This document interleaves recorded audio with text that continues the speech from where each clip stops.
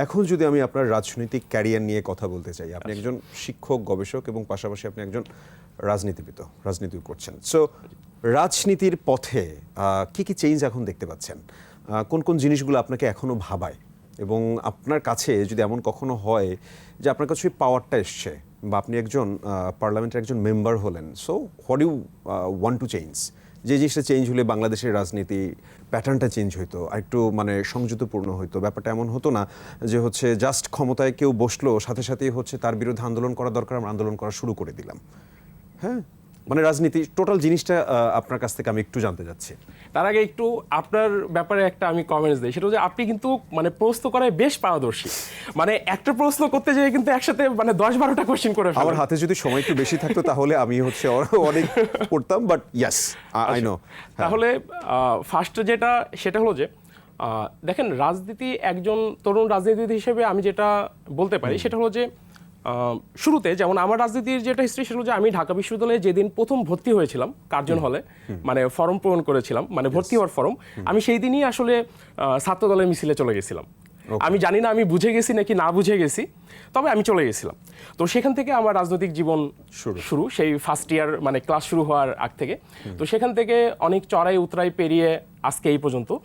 এর ভিতরে আমার 2022 সালে খুব একটা খারাপ যেটা সেটা হলো যে আমি 2022 সালে তখন বিভাগীয় সমাবেশগুলো হচ্ছিল আমাদের। তো তখন আমি মাঝে রাজশাহীতে দায়িত্বে ছিলাম, ওইখান থেকে আমি আসলে ঢাকায় আসি।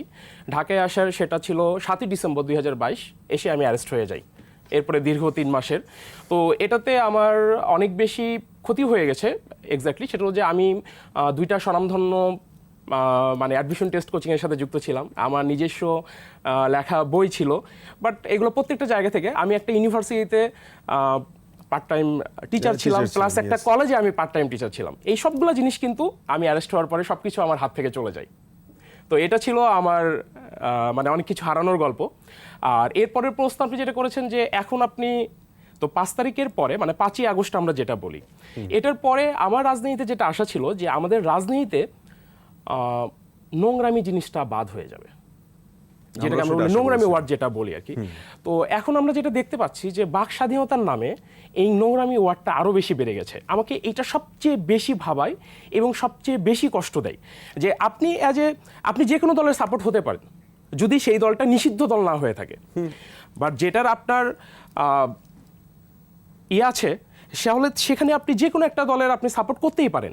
আপনার সাথে আমার মতামত মিলতে নাই পারে, তাই বলে কি আপনি আমাকে মানে ব্যক্তিগত আক্রমণ করে, মানে আমি বলতে চাই না মানে ওয়ার্ডটা মানে গালিগালাজ করে, মানে এই জিনিসটা আমাকে প্রচন্ডভাবে ভাবায় যে আসলে আমরা তাহলে কোন পথে যাচ্ছি। এটা আমি নিজেই আসলে নিজেকে কোশ্চেন করি। যে জিনিসটা মানুষজন আসলে এখন বলে বট বাহিনী বা হোয়াটএভার উই আর সেইং,